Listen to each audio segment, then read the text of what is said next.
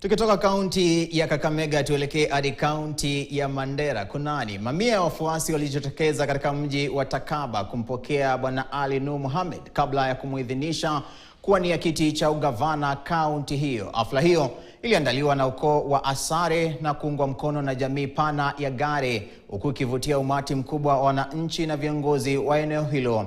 Wachambuzi wa siasa wanasema hatua hiyo inaweza kubadilisha mwelekeo wa siasa za kaunti ya Mandera, hasa ikizingatiwa kuwa Ali Nur anatoka katika familia moja na gavana wa sasa Mohamed Aden Khalif.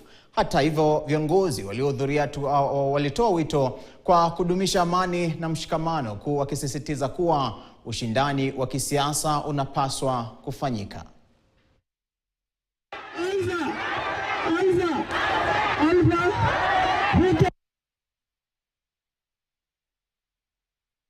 Hiyo barabara ikiisha, tunataka mambo ya maji, tunataka mambo ya sitima ambaye bado zinaendelea, na tunahitaji shule mingi pia zijengwe, na shule yetu isikuwe bila sitima, isikuwe bila kompyuta, isikuwe bila hizo vitu.